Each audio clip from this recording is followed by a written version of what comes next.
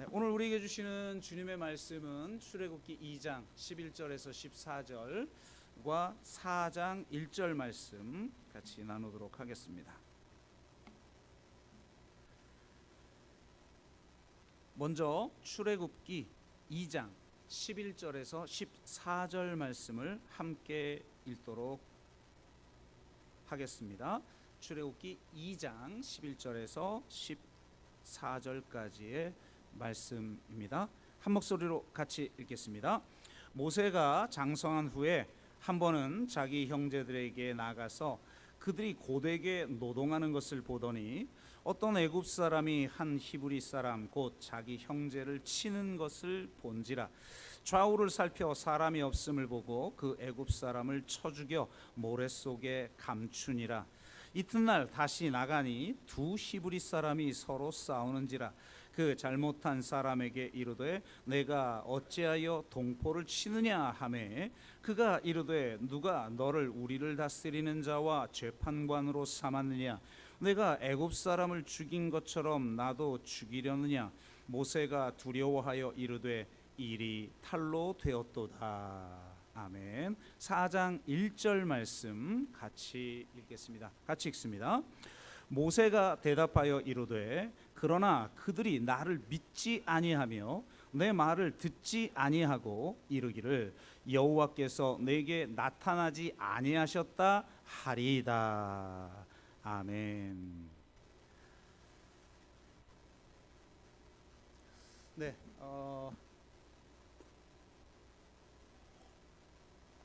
목회를 하면서 마음에 품고 있는 격언 같은 것들이 있습니다.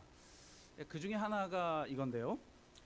사람은 신뢰의 대상이 아니라 사랑의 대상이다 라는 말입니다. 사람을 믿었다가 배신당하는 경우가 종종 있죠. 사람을 신뢰했는데 실망시키는 경우는 또 얼마나 많이 있습니까? 그것 때문에 낙심하면 목회를 할 수가 없죠. 그래서 사람을 신뢰하는 것이 아니라 사람을 사랑하는 것이 중요하다라는 겁니다. 그저 사랑하면 실망해도 계속 관계를 유지할 수가 있죠. 네. 목회를 하다 보면 참 사람에 대한 환멸 같은 것도 많이 생기고 그러다 보면 사람을 신뢰하기가 쉽진 않은데 그래도 사랑할 수는 있지 않습니까? 그래서 묵묵히 사랑할 뿐이다 이런 생각을 종종 갖게 됩니다. 하지만 또 상반된 격언도 마음에 품고 있습니다. 사랑한다는 건 신뢰하는 것이다 라는 말인데요. 때로는 자기 자신에게 실망해서 나 자신을 신뢰할 수 없을 때 나를 사랑하시는 하나님이 나를 믿어주시는 것을 경험하며 내가 하나님을 믿는 믿음이라는 것은 참 쉽게 흔들리는데 하나님이 나를 믿어주시는구나 라는 걸 느낄 때마다 다시 영적 침체에서 회복되어 다시 힘있게 목회를 하게 되지요. 그렇게 생각해 보면 사랑한다면 신뢰해야 되는 거 아닌가 하는 생각도 들게 됩니다. 상반된 것처럼 보이는 이 두 원리를 어떻게 하나로 통합할 수 있을까요? 또한 그 두 원리를 어떻게 개인이나 공동체에 적용할 수 있을까요? 이전에 출애굽기 1장에서 14장까지의 말씀을 가지고 나눴지만 다시 앞부분부터 나누면서 이전에 다루지 않았던 그런 주제들을 한번 같이 묵상하고 또 새로운 본문을 시작하겠다는 말씀을 드렸는데요. 오늘 2장 말씀과 4장의 말씀을 통해서 이 두 원리를 어떻게 통합할지에 대해서 나누어 보고 우리 자신들에게 그리고 공동체에 적용하는 시간을 가졌으면 좋겠습니다. 2장은 모세가 장성하여 벌인 첫 번째 사건을 보여주죠. 이 사건에서 모세가 가지고 있는 영웅주의와 엘리트주의가 드러납니다. 자, 11에서 12절을 먼저 볼까요? 모세가 장성한 후에 한 번은 자기 형제들에게 나가서 그들이 고되게 노동하는 것을 보더니 어떤 애굽 사람이 한 히브리 사람 곧 자기 형제를 치는 것을 본지라. 좌우를 살펴 사람이 없음을 보고 그 애굽 사람을 쳐 죽여 모래 속에 감추니라 라고 말합니다. 감춰봤자 결국은 들통나게 되고 바로에게까지 이 소식이 알려져서 그는 바로의 낯을 피해 미디안 광야로 도망가게 되죠. 그리고 4년도 아니고 10년도 아니고 40년간 이 미디안 광야에서 목동으로 무명의 시간을 보내게 됩니다. 우리는 이 초창기 모세의 모습을 바라보면서 모세 안에 영웅심과 자신의 힘으로 무엇인가를 해보려는 조급함이 있음을 발견하게 됩니다. 하나님은 바로 그런 면을 없애시려고 모세로 하여금 광야 40년의 시간을 보내게 하시죠. 모세의 인생을 보통 3등분을 합니다. 참 재미있게도 40년간의 시간으로 나눠지는데요. 초반 40년은 모세가 자신을 중요한 사람으로 여기는 이제 썸바디의 시간이었다. 그러니까 내가 뭔가 특별한 사람이야 라는 의식을 가지고 살았던 시간이죠. 그러다가 중반 40년은 미디안 망명 시절로 철저히 자기를 무가치하게 여기는 노바디의 시간이었다라고 할 수 있습니다. 이 시기를 거치면서 그는 하나님의 부르심에도 불구하고 나는 아무것도 아닙니다. 내가 누구이기에 도대체 당신의 사명을 감당할 수 있다는 말입니까? 라는 겸손한 고백을 할 수 있는 사람으로 변화되어지죠. 하나님은 이런 사람을 들어 쓰시는 겁니다. 그래서 4년, 모세처럼 강직한 사람은 4년 가지고 되지도 않고 10년 가지고도 되지 않아서 40년간이나 이 미디안 광야의 시간을 보내야 했죠. 그 40년 이후에야 하나님이 그에게 나타나셔서 그를 사용하십니다. 이렇게 나는 아무것도 아닙니다. 내가 누구이기에 이런 일에 쓰임받을 수 있다는 말입니까? 라고 고백하는 사람을 통해서 내가 하고 싶은 대로 내가 잘하는 것만 하는 것이 아니라 하나님의 부르심에 전적으로 순종하는 사람이 되어 인생 후반 40년은 애니바디로 살아갈 수 있게 되었다고 말을 합니다. 제가 이 과정에서 반드시 모세가 해결했어야 할 사고 방식에 대해 데리다와 관련해서 말씀을 드렸는데요. 다시 한번 중요한 말씀이니까 짚고 넘어갑니다. 철학자 김민호는 데리다와 역사라는 책에서 데리다에 대해서 이렇게 말을 합니다. 여러분이 잘 아시다시피 데리다는 포스트 모던 철학자 중에 아주 대표적인 철학자 아닙니까? 독일 철학자들하고 이 프랑스 철학자들은 완전히 성향이 다르죠. 하여튼 달라요. 근데 우리가 완전히 기존의 어떤 토대를 해체시켜 버리는 그런 철학이 포스트 모던 철학이라고 알고 있는데 실제 데리다는 그렇지 않다라고 그가 이야기하면서 이렇게 말을 합니다. 데리다는 어디까지나 자신이 상속받은 전통 안에서 전통을 갱신하고자 한다. 우리가 교회 개혁을 얘기할 때 그동안 한국 교회가 정말 문제가 많고 그래서 그들이 하는 말 이건 완전히 다 부정해버리고 이런 식으로는 갱신이 일어날 수 없다는 거죠. 그 전통 안에서 전통을 갱신해야 되는 거죠. 그는 스스로를 전통, 역사, 공동체에 대해 예외적인 존재로 만들지 않는다. 우리 각자가 언제나 특정한 조건들의 특정한 유산들의 상속자라는 사실을 망각하지 않아야 돼요. 이건 굉장히 전 중요하다고 생각해요. 우리는 다 상속자다라는 겁니다. 이는 단번의 폐기, 단번의 혁신, 단번의 구원이라는 관념을 거부해야 함을 뜻합니다. 차 안의 세계를 일거에 지향하고 피 안의 세계로 넘어가려는 사유, 전부가 아니면 전무의 꼴을 지닌 사유, 오로지 최선의 이익에 복무하려는 사유는 지고의 폭력과 공모하며 역사를 납작하게 만듭니다. 그러니까 바로 이런 사고방식을 모세가 가졌기 때문에 폭력을 사용할 수 있었던 것이죠. 그래서 데리다는 가장 좋은 것이 아니라 가장 덜 나쁜에 입각해서 사유한다. 데리다는 이렇게 말한다. 역사적 상황에 따라 가장 덜 나쁜 해결책을 발명해야 합니다. 기존 맥락 안에서 독특한 하나의 응답을 주어야 합니다.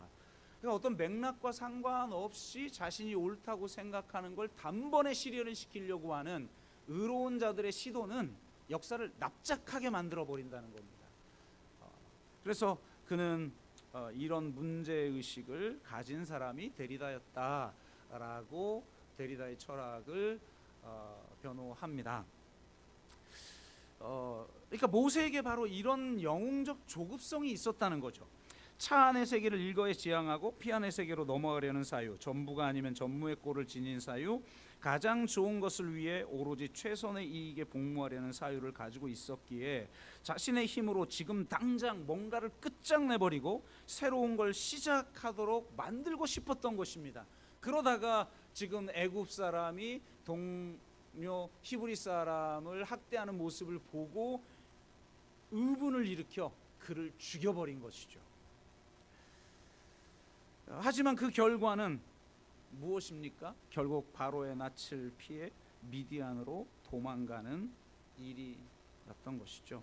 그것은 곧 I am something의 위치에서 I am nothing의 위치로의 추락이고, 바로 그 낙착한 추락을 통해 그는 하나님께 쓰임받을 수 있는 사람으로 준비되기 시작했습니다. 그는 중반 40년의 삶을 통해 자신을 믿지 않고 하나님을 믿는 자로 바뀌었습니다. 자기 스스로를 믿는 것이 아니라 하나님이 자신을 믿어주시기 때문에 그 믿어주시는 하나님만을 붙들고 그분의 부르심에 따라 살아갈 수 있는 사람이 된 것이죠. 하나님의 일은 이렇게 나는 아무것도 아닙니다, 내가 누구이기에 이런 일에 쓰임받을 수 있다는 말입니까? 내가 누구에게 이런 축복을 받아 누릴 수 있다는 말입니까? 라고 하는 겸손함을 통해 이루어진다는 것을 깨닫게 됩니다. 그동안 사람은 신뢰의 대상이 아니라 사랑의 대상이다 라는 말을 타인에게 적용했다면 이제 그것을 자기 자신에게 적용을 해야 하는 것입니다. 내 자신이 신뢰의 대상이 아님을 철저히 깨닫는 것이죠.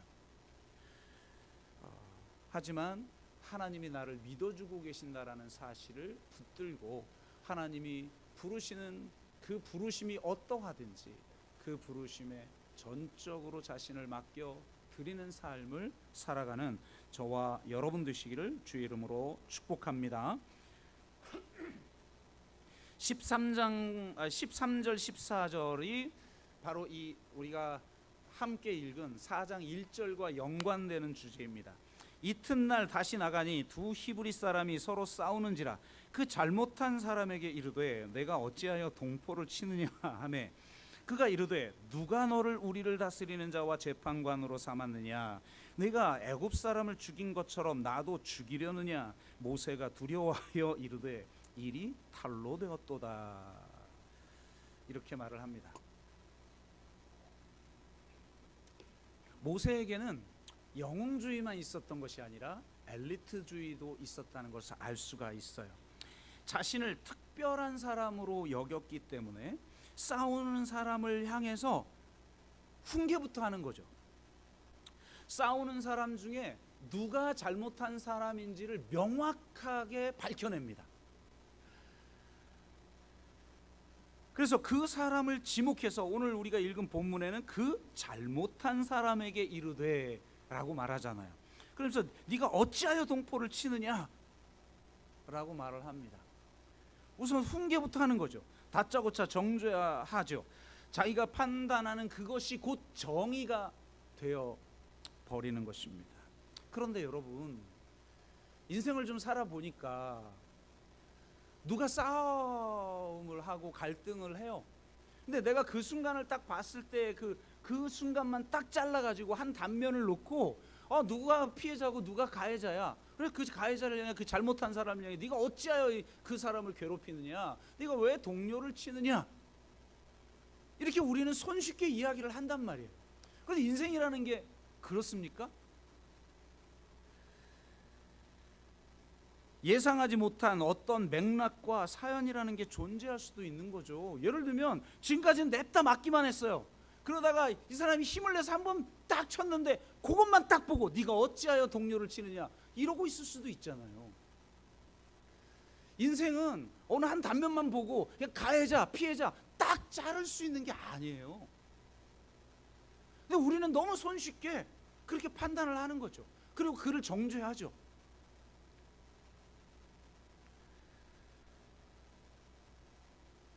훈계를 하더라도 그들의 형편에 대해서 충분히 대화를 한 후에 해도 늦지 않지 않습니까? 우선 관계를 먼저 맺고 그리고 그들을 좀 더 알고 나서 그 다음에 해도 늦지는 않을 겁니다.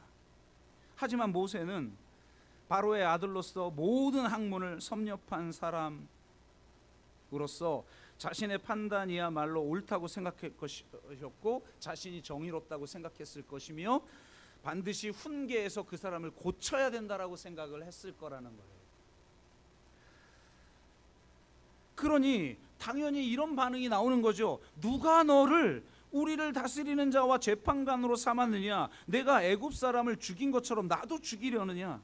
그러니까 모세의 반응, 이 행동과 태도를 보고 나의 동료구나, 나에게 도움을 주려는 자구나가 아니라 지금 다짜고짜 네가 어찌하여 동료를 치느냐 라며 정죄하고 나를 훈계하는 그 태도를 통해서 나를 다스리려고 하는구나, 나의 재판관 노릇을 하려고 하는구나 라고 생각했을 거라는 겁니다.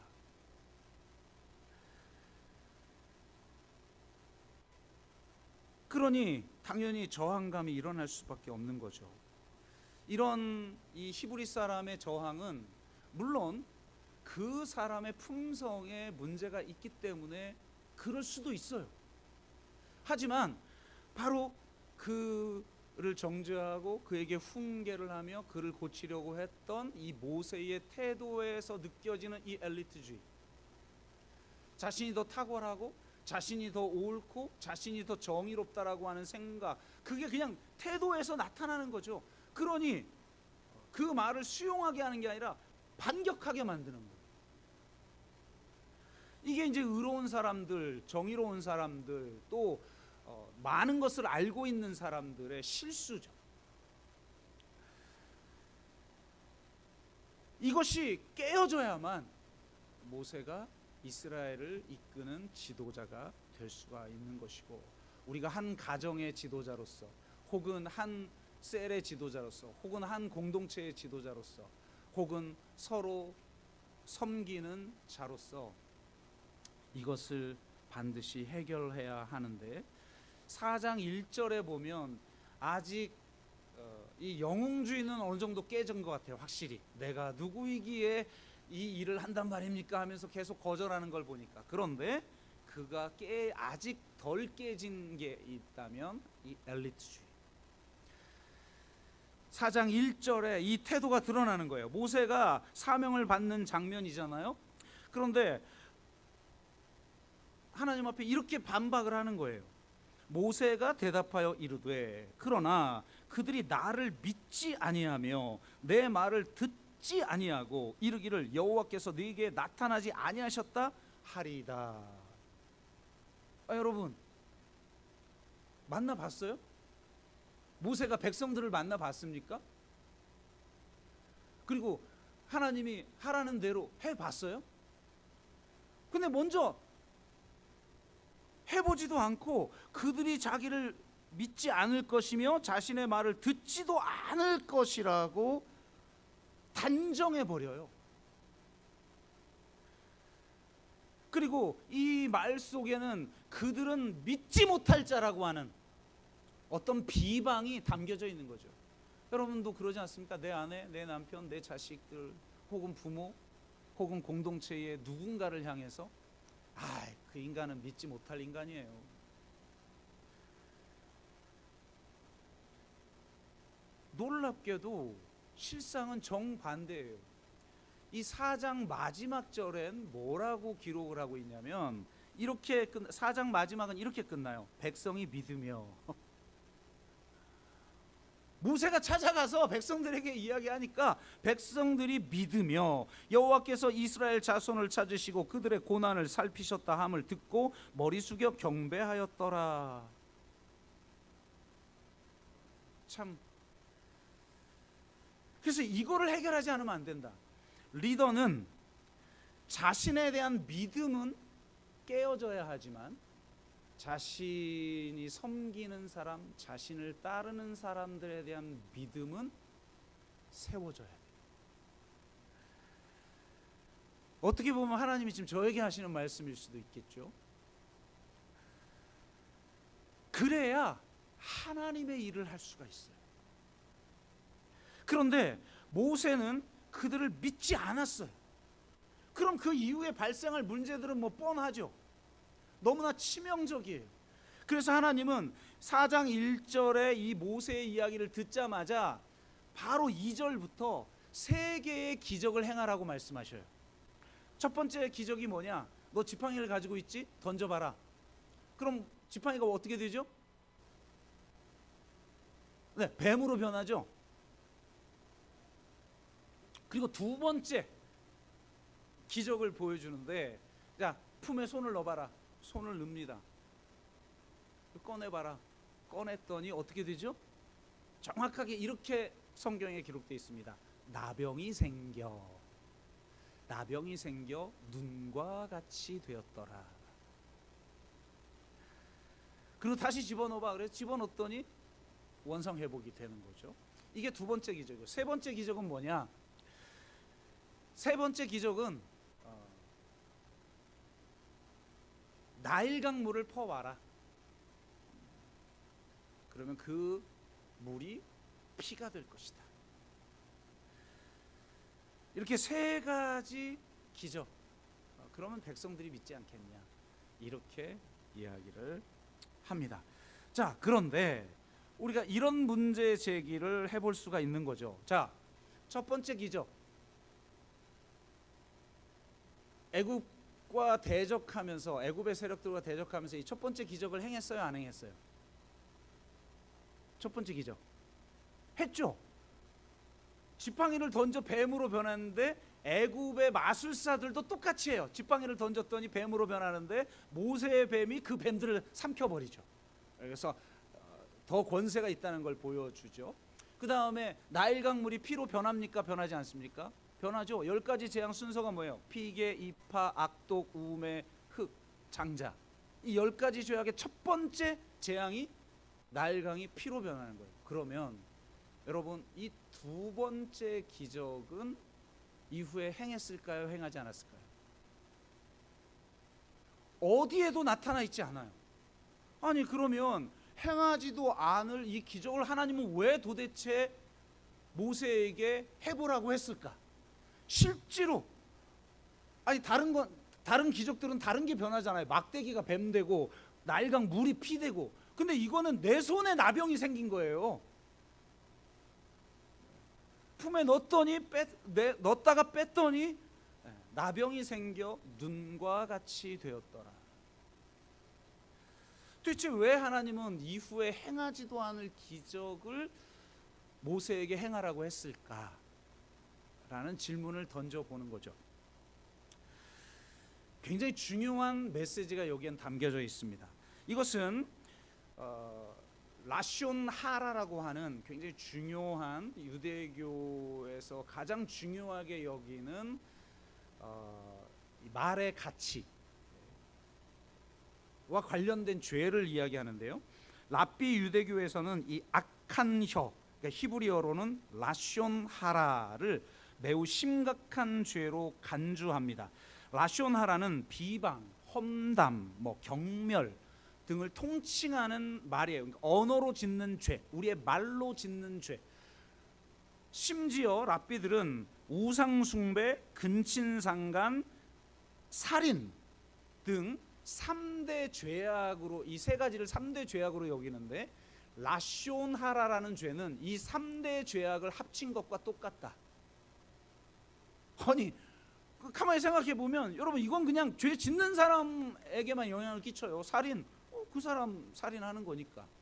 그런데 말을 하는 사람과 듣는 사람, 전하는 사람, 그리고 그들이 속한 공동체 전체를 무너뜨려요. 그래서 유대교에서는 이 라숀하라라고 하는 죄를 매우 심각하게 다루는데 예수님도 마찬가지였습니다.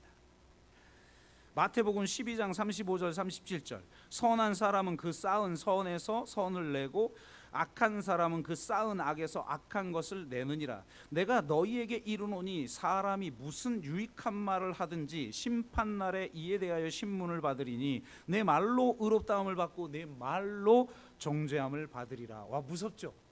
최후 심판 때에 뭘로 심판을 받냐? 너희들이 했던 말로 심판을 받을 것이다. 무슨 유익한 말을 하든, 무슨 무익한 말을 하든, 무익한 말들이 뭐겠어요? 하나마나 한 말. 10년을 얘기해도 안 변하는데 또 우리는 서로 욕하고 있잖아요. 그죠? 부부싸움 할 때 보면 30년 전에 했던 30년 전이었어. 그때 했던 말하고 지금하고 똑같아. 30년을 얘기해도 안 변할 걸 뭐하러 얘기해요? 하나마나 한 얘기를 또 하잖아요. 혹은 라숀하라에 해당하는 이런 말들, 비방, 험담, 이런 무익한 무슨 말을 하든 그 말로 너희들이 심판을 받게 될 것이다. 마태복음 15장 11절, 입으로 들어가는 것이 사람을 더럽게 하는 것이 아니라 입에서 나오는 것이 그것이 사람을 더럽게 하는 것이라. 입에서 나오는 것들은 마음에서 나오나니 이것이야말로 사람을 더럽게 하느니라. 마음에서 나오는 것은 악한 생각과 살인과 간음과 음란과 도둑질과 거짓 증언과 비방이니 이것들이 사람을 더럽게 하는 것이다. 이렇게 말을 합니다. 그러니까 이 라숀하라를 매우 심각하게, 유대교도 그렇고 기독교도 그렇고, 이 말에 의해서 결국 공동체가 파괴되기 때문에 그렇습니다. 근데 바로 이 라숀하라 때문에 하나님께 징벌받은 사람이 있어요. 누구냐? 바로 미리암입니다. 라숀하라 중 가장 심각한 죄가 비방인데요, 미리암은 모세를 비방하다가 나병 환자가 됩니다. 이 나병은 헬라어로 레프라라고 부르고 히브리어로 짜라트라고 부르는데요, 이 나병에 걸린 환자를 메쪼라라고 부릅니다. 그런데 재미있게도 이 비방이라는 단어가 오명을 갖다 붙이다라는 뜻의 모제이셈나라고 부른다고 합니다. 참 어렵죠? 모제이셈나. 그런데 이게 나병 환자를 뜻하는 메쪼라하고 발음이 거의 비슷하다는 거예요. 그러니까 모제이셈나, 그러니까 민수기 12장에 보면 바로 이 미리암이 모세를 비방하다가 짜라트에 걸린 메쪼라가 되어요. 그래서 모세를 비방한 후 이 미리암에게 나타났던 용어가 정확하게 이 모세에게 사용됐던 용어하고 똑같습니다. 나병이 생겨 눈과 같이 되었더라. 그래서 이 미리암은 진영 밖으로 쫓겨나서 일주일 동안 자신을 정결케 한 후에야 돌아올 수 있었어요. 그래서 학자들은 왜 진영 밖으로 몰아냈을까? 그것은 바로 라숀하라의 죄로 말미암아 공동체를 파괴시키고 분열시키기 때문에 공동체 바깥으로 추방한 것이다 라고 말을 합니다.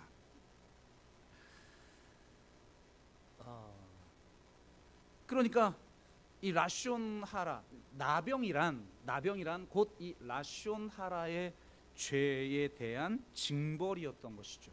이것이 얼마나 심각했던지 나중에 모세는 언약을 갱신하면서 신명기가 언약을 갱신하는 책이잖아요. 그 신명기에 다시 이 사건을 언급합니다. 신명기 24장 8절 9절. 그래서 이 미리암에게 나타난 사건을 통해서 레위기 율법에도 보면 정결법 중에 나병이 걸렸을 땐 일주일 동안 정결하게 해야 한다라는 정결법이 아예 제정이 되는데, 언약 갱신하면서 모세가 다시 이야기해요. 너는 나병에 대하여 삼가서 레위 사람 제사장들이 너희에게 가르치는 대로 내가 힘써 지켜 행하되 너희는 내가 그들에게 명령한 대로 지켜 행하라. 너희는 애굽에서 나오는 길에 내 하나님 여호와께서 미리암에게 행하신 일을 기억할지니라. 이렇게 말합니다. 그러니까 바로 이 미리암이 경험했던 라쇼나라의 죄에 대한 징벌을 지금 이 모세가 경험하고 있는 거예요. 이후에 행하지도 않을 그 기적을 도대체 왜 행하라고 했을까? 그리고 왜 실제로 그걸 자기가 겪었어야 했을까? 왜 그는 실제로 나병이 걸려 나병이 생겨 눈과 같이 되는 일을 겪어야 했을까? 그가 바로 이 라쇼나라의 죄를 범했기 때문인 것이죠. 그는 백성들을 믿지 않았어요. 그리고 그들을 믿지 못할 자로 비방을 했어요. 하나님, 그들은 믿지 못할 자들입니다. 나를 믿지도 않을 것이고 내 말을 듣지도 않을 것이고 하나님이 나타났다고 한 그 말들도 믿지 않을 것입니다. 바로 그 죄에 대한 징벌이었다는 것입니다. 그 기적을 통해서 하나님은 이렇게 말하고 있는 거죠. 네가 믿지 못하는 그 백성들을 통해 내가 나의 일을 하기를 원한다. 그들은 내 백성이다. 그들은 나를 믿는 자이고 나도 그들을 믿는다. 그러므로 네가 나를 믿는 것처럼 너도 그들을 믿어야 한다. 아멘. 여러분, 사람은 신뢰의 대상이 아니라 사랑의 대상이다. 상처받지 않는 것에는 필요해요. 그리고 분명히 사람들 다 똑같죠. 여전히 나를 실망시킬 것이고 나를 환멸에 사로잡히게 만들 것이고 또 나를 배반하거나 여러 일로 실망시킬 거예요. 그럼에도 불구하고 믿어야 합니다. 그래야 공동체가 이루어지는 거예요. 하나님이 얼마나 심각한 죄이면 미리암이 걸렸던 그 나병을 걸리게 하여서 네가 지금 라쇼나라의 죄를 짓고 있다. 네가 지금 비방하고 있다. 네가 험담하고 있다. 물론 우리는 정당화하겠죠. 험담할 만한 짓을 상대는 늘 하죠. 그런데도 우리는 하나님의 일을 하기 위해서 공동체를 세우기 위해서 그들을 믿어야 해요. 왜 그러느냐? 하나님이 나를 믿는 것뿐만 아니라 그 사람도 믿기 때문이에요. 비판자와 예언자는 다릅니다. 예언자적 역할을 한다면서 실제로는 비판자의 역할을 하는 사람들이 참 많죠. 비판자의 특징은 객관성과 중립성이에요. 상대와 진심 어린 관계를 맺지 않고 객관적 위치에서 초연하게 비판합니다. 연대하기 위해 관계를 맺고 낮아져서 그들의 처지가 되어보는 일 따위는 결코 하지 않죠. 왜냐? 관계를 맺고 같은 처지가 되면 결코 쉽게 비판할 수 없어요. 내가 그 비판하는 맛에 사는데 정말 깊은 관계를 맺고 연대하고 그들의 처지가 되어져서 그들과 나를 동일시하고 그들의 마음들을 공감하면 비판하기 어렵죠. 그렇기에 비판자들은 안에서 비판하는 것이 아니라 항상 밖에서 비판해요. 연대하지 않고 책임지지 않고 관계 맺지 않고 밖에서 비판합니다. 자신이 알고 있는 걸 상대는 모른다고 생각하며 가르치려 들고 훈계할 뿐 상대를 결코 이해하려고 하지 않아요. 그러면 실제로 내가 하는 말의 성과를 우리는 경험하지도 못해요. 모세처럼 40년 동안이나 제왕교육을 받아 모든 학문을 섭렵한 사람이 볼 때는 그들이 믿지 못할 사람이고 네가 어찌하여 동료를 치려하느냐 이렇게 훈계하면 고칠 거라고 생각하지만 바뀌지 않아요. 왜? 나와 깊은 관계를 맺지 않고 나를 신뢰하지 않는데 어떻게 바뀔 수 있겠습니까? 하지만 예언자는 다릅니다. 그들은 그들도 때로는 분노하고 때로는 비판하지만 밖에서가 아니라 안에서 해요. 연대하고 관계 맺고 같은 처지가 되어 외쳐요. 같이 그들과 똑같이, 나는 그들과 다른, 저들은 죄인이고 나는 의인인데, 그래 의인이어서 하나님이 예언자로 썼겠죠. 그런데 그들은 그 죄인들과 함께 뒹굴면서 그 죄인들이 받는 그 고난을 똑같이 받아요. 같은 처지와 운명과 소명을 공유하며 같이 고뇌하며 외쳐요. 예언자들은 하나님의 말씀을 백성들에게 전하기만 하는 자가 아니라 백성들의 목소리를 하나님께 올려드리는 자이기도 한 줄로 믿습니다. 하나님의 정의로운 진리, 이것들을 가지고 막 백성들을 향해서 훈계하고 정죄하고 가르치려 들고 막 변화시키려 들고 나의 잘남을 뽐내고 내 정의로움을 뽐내고 내가 진리를 소유하고 있는 자라는 걸 뽐내는 그런 자가 아니라 그 백성들의 목소리, 그 아픔, 그 애환, 그 사정, 그 형편들, 그 연약함, 그 단점, 그것들을 다 가지고 하나님 앞에 그들의 목소리를 알려주는 자가 예언자죠. 비판자처럼 그들을 믿지 못하고 어떤 단면을 끊어보며 그들의 단점만 지적하는 것이 아니라 그들과 자신을 동일시하며 그들을 믿으며 그들의 장점과 그들의 미덕까지도 함께 볼 줄 아는 것이 예언자인 것입니다. 모세는 처음 비판자이기만 했죠. 네가 어찌 동료를 치느냐라고 쉽게 이야기합니다. 또 하나님의 사명을 받고 나서 하나님, 저들은 믿지 못할 자들입니다. 저를 믿을 것이며 제 말을 듣겠습니까? 하나님이 나타났다는 것도 아마 그들은 믿지 않을 것입니다. 그랬던 자가 이 라쇼나라의 죄에 대한 징벌을 받고 나서 리더는, 책임지는 자는 믿어야 하는구나. 그 믿음이 그 사람을 변화시키는 것입니다. 하나님이 우리를 믿어주셔서 우리가 이만큼이나마 살아가고 있잖아요. 내가 잘나서 이만큼 살아가고 있습니까? 아니에요. 나의 약점에도 불구하고 내 죄에도 불구하고 하나님이 나를 믿어주셔서 그 하나님의 믿음 때문에 내가 여기까지 올 수 있었던 것처럼 우리가 서로를 믿어줄 때 그 믿음이 사람을 변화시키는 것입니다. 그래서 나중에 이 모세는 하나님이 너무 화가 나가지고 이스라엘이 범죄할 때 내가 저들을 멸해야 되겠다라고 하자 그 사의를 막고 하나님께 그 백성들을 변론하며 나가서는 그런 참 예언자의 모습을 보이게 된 것입니다. 그러므로 사랑한다는 건 믿는 것이다 라는 그 말을 그동안 자신에게만 적용했다면 이제 나를 실망시킨 사람들, 내가 마음에 들지 않는 사람들, 혹은 내가 섬기는 사람들, 혹은 나를 따르는 사람들, 그 사람들에게 적용하십시오. 내가 당신을 믿습니다.